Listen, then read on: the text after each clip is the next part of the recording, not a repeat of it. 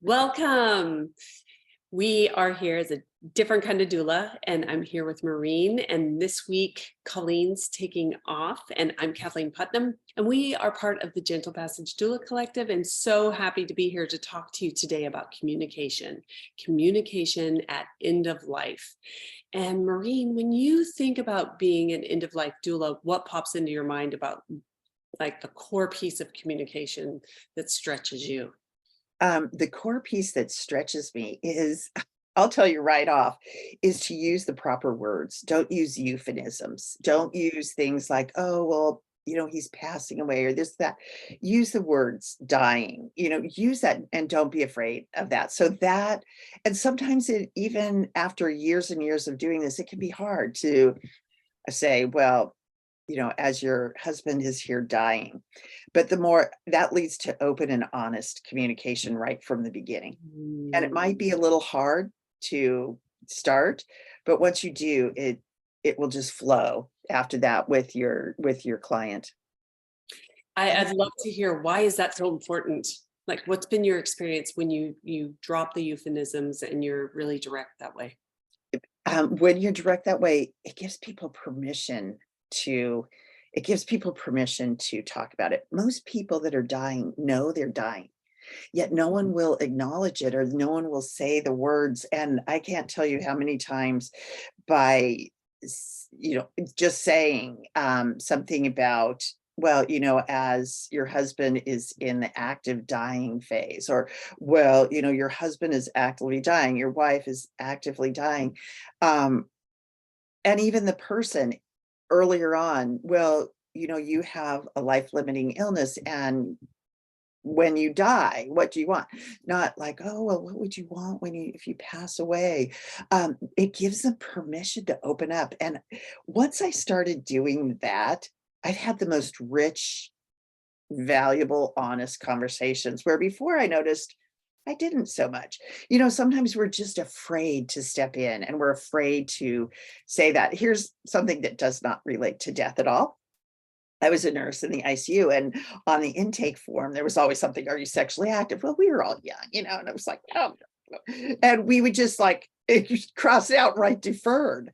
Well, we got a lecture about having to ask that question.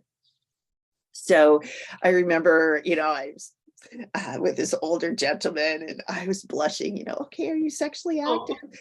And most people would say yes or no. And, but this man said, not since my heart attack, we've been too afraid. And, he just started opening up.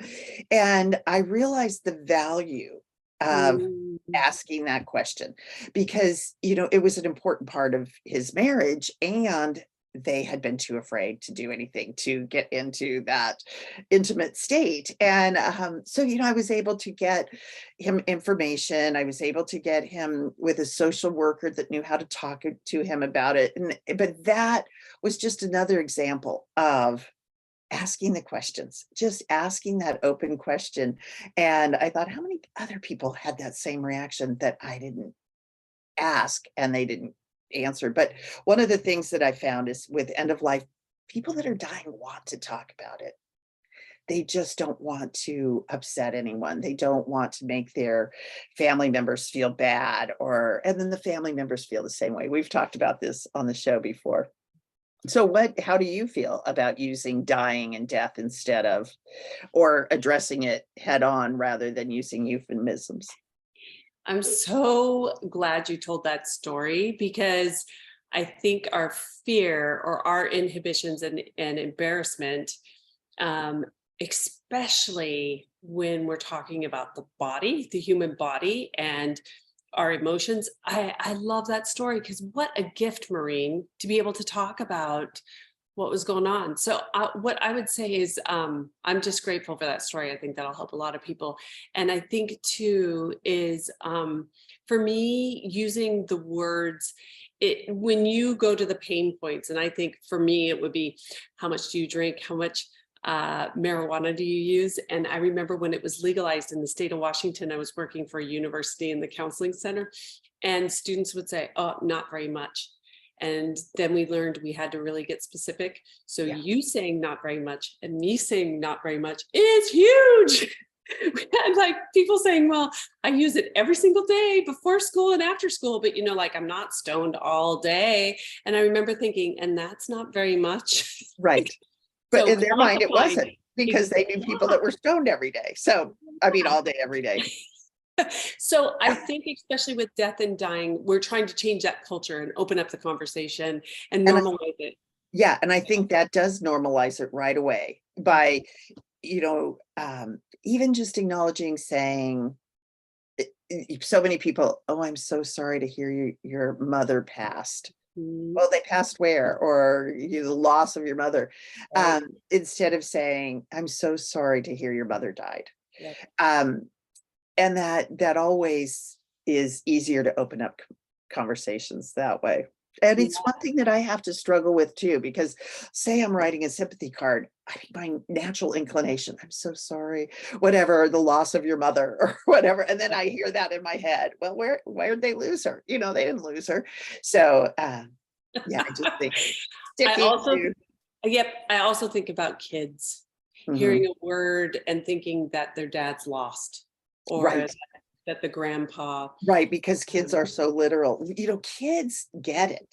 They get it. They understand, and they just want to know.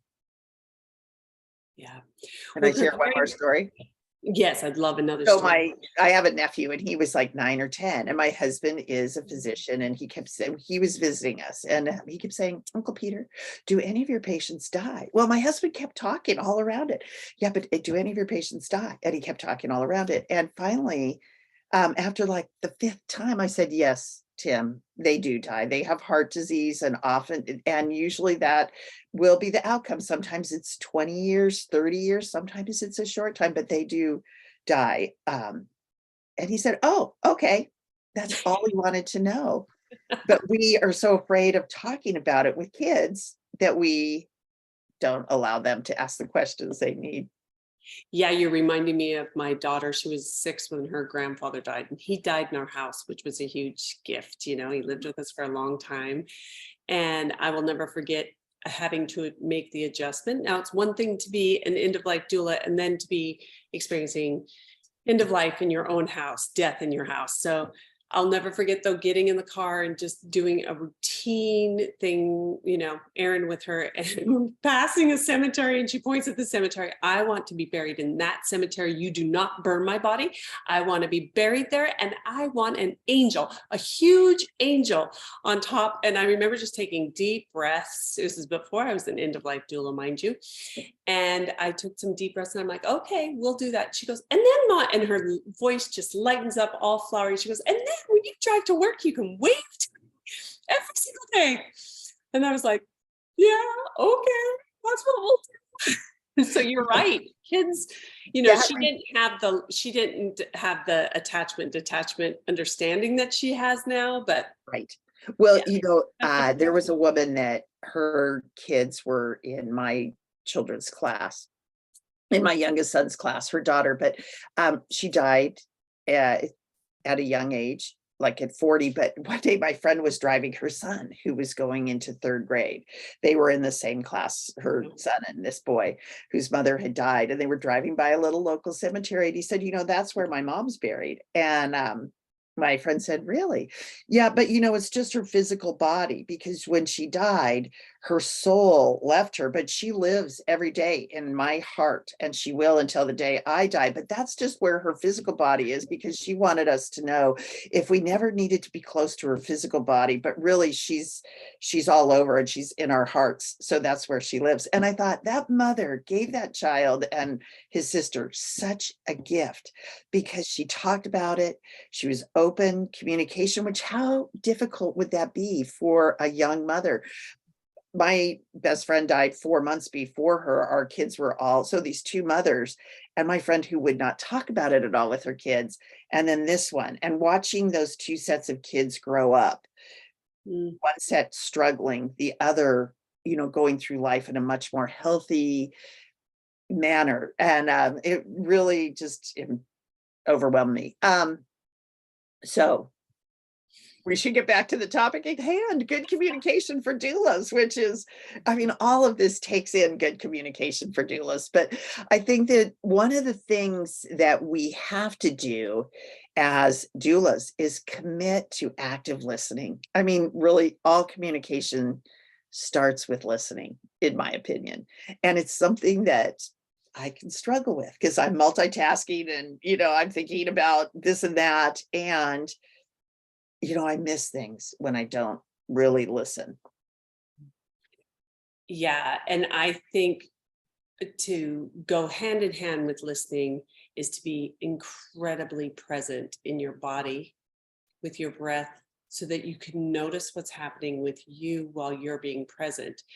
I think one thing that I love about being an end of life doula and grief coach and dietitian, we'll just throw them all in there, is that it calls upon me to be present.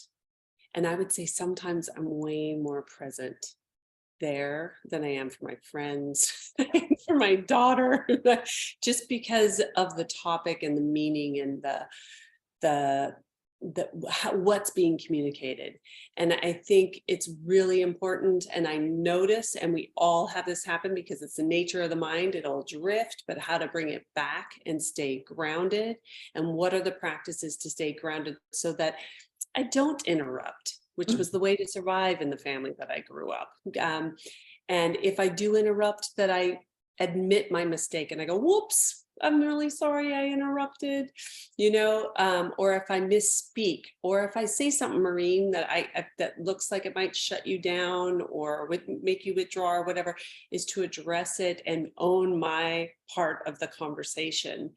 Yeah. But so practicing being present while I'm listening, so that I feel like there really is a difference between hearing and listening. And listening, my whole body's listening, and I'm listening to all this, but I'm kind of hearing and picking up.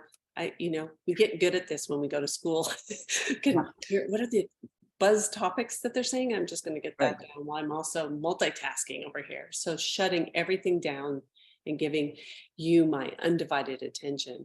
And it's rare. It's rare to get someone's undivided attention. Well, and it's hard to do, like you said, if there's a lot of stuff going on and you're thinking, oh, did I just hear someone say this? Or, thinking, okay, gosh, when I leave this client's house, I've got to do X, Y, and Z on my way home. You start having all these thoughts, but to try to clear your mind, that's what I love you saying about being present and figuring out a little ritual that you can do just momentarily to just clear your mind. Is there anything that you do when you get like that? Oh my gosh, you just were ahead of me. I was just going to punt to you. Well, this is what I'm going to say that I do, because I know you have a beautiful thing to do when you go into a meeting, and you've shared it with us, and also going in to see people that you work with. So I'm going to punt it back to you. But for me, is I notice when I'm being present and for some reason I'm wanting to not be present, like I'm feeling anxious or I'm feeling worried that I'm not the right person in the room to be hearing the information coming, or how can I hold this conflict maybe among family members, or this emotion, or I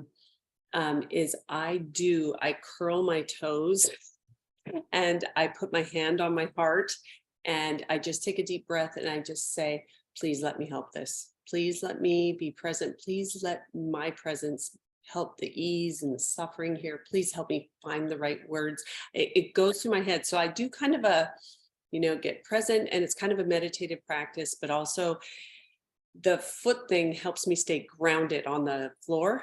It's kind of like, okay, because I kind of want to clench this way, but it's down here. And then I just kind of, this feels open and then grounded on the floor. But I want to. I love that, to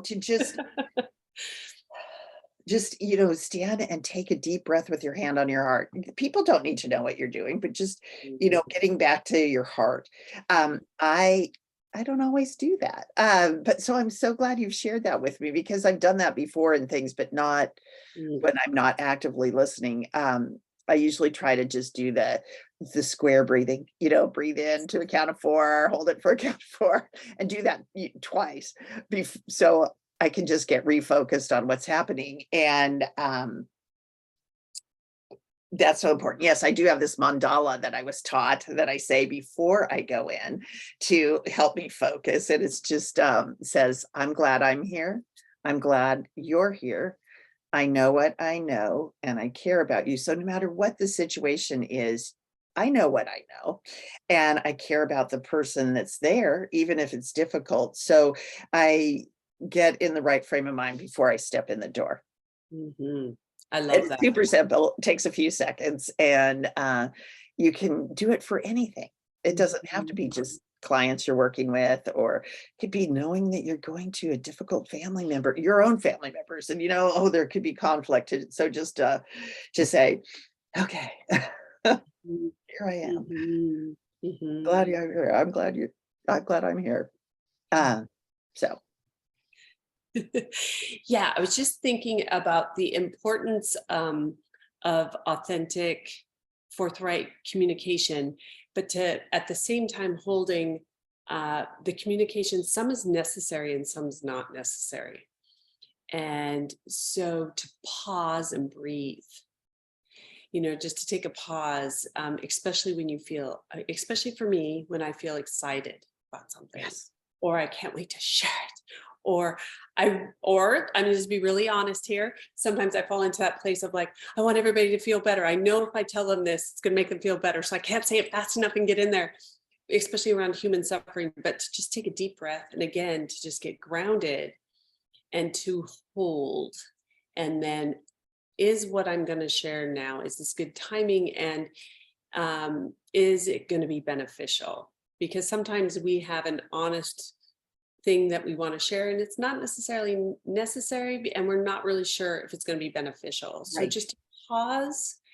And then the thing that's helped me my entire life is paying attention again, getting in a car, walking out the door, um, getting home, trying to go to sleep at night. And if something's bothering me, I circle back around and I say, and I pick up the phone and I say, hey, I just want to check in.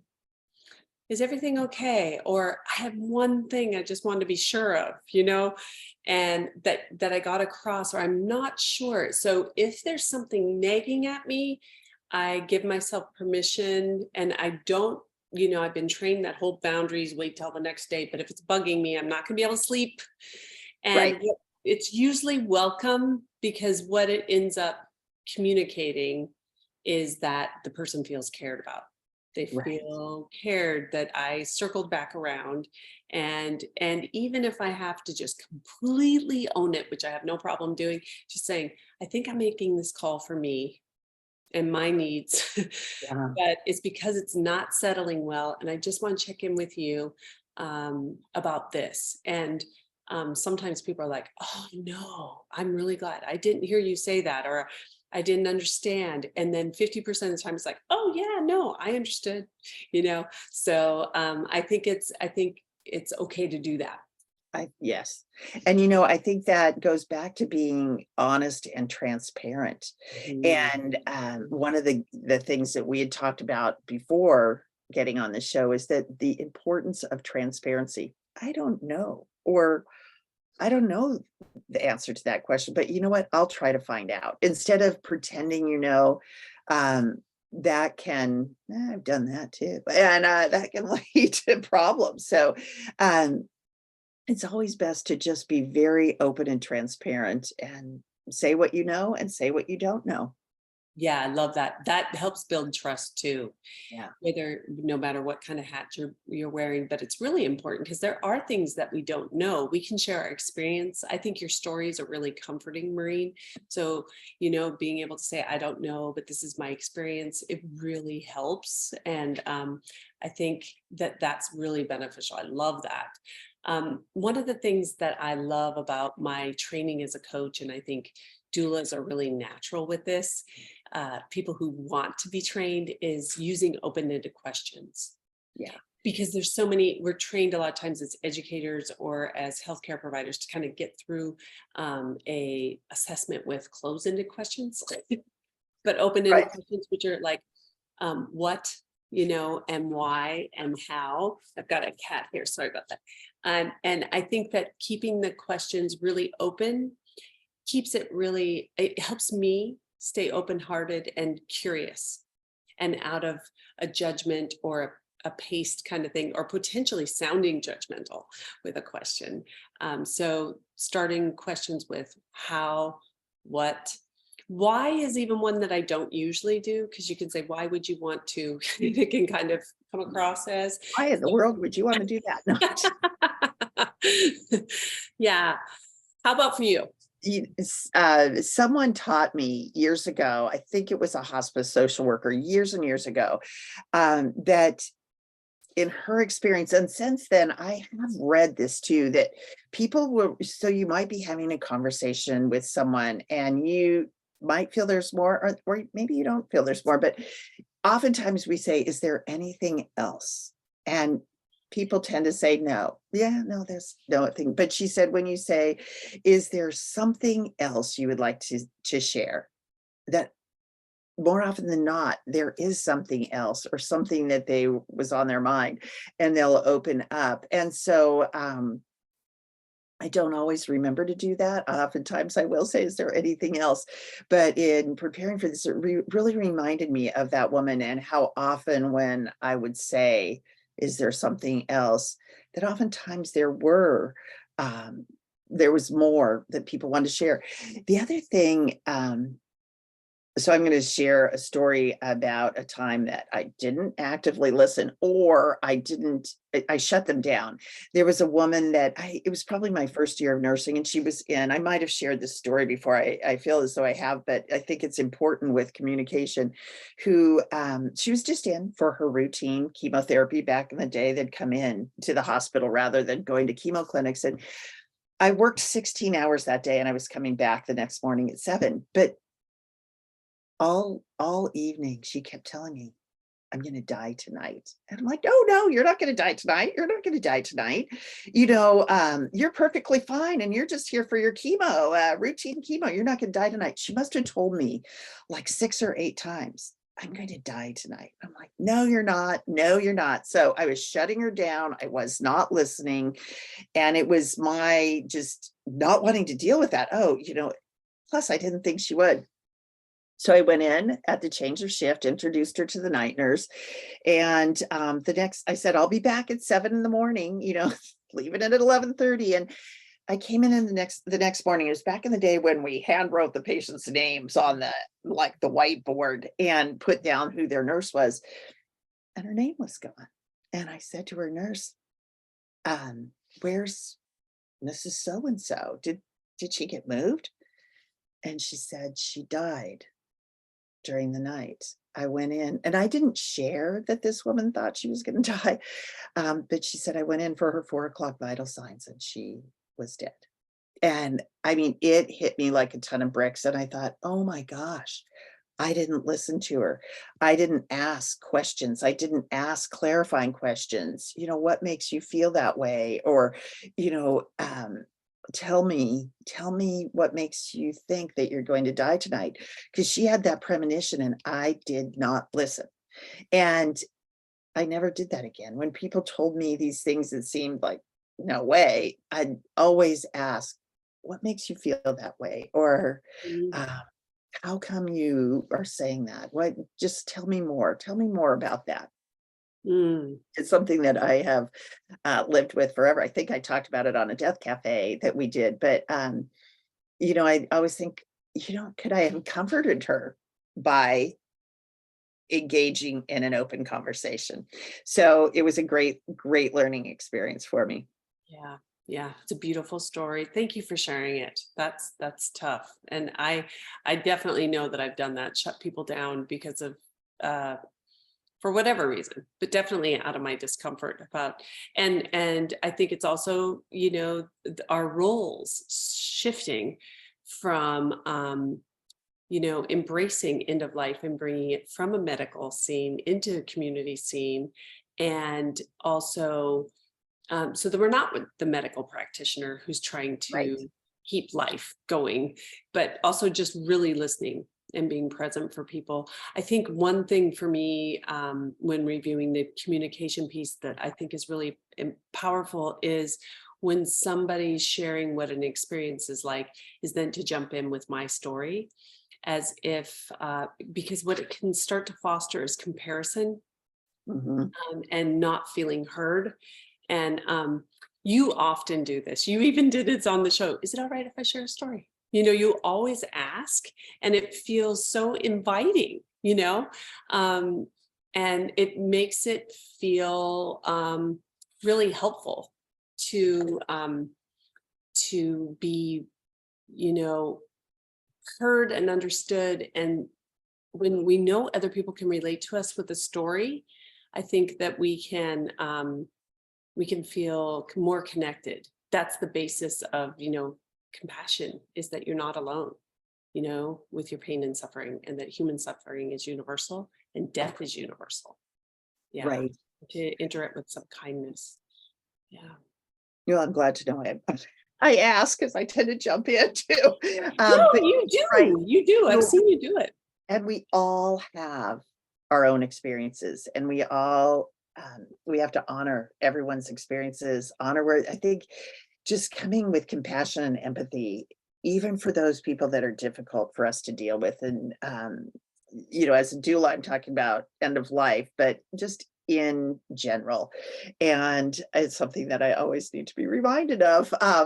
But I think that approaching as a doula, just knowing that you're going to go in there and with compassion and empathy, with your boundaries set, though I think boundaries are important, but Mm, especially when at the very end of life, when there's family and people that might not everyone has a loving, warm family to deal with, and there could be a lot of conflict. There could be a lot of emotion. There is emotion at end of life, whether it is yes.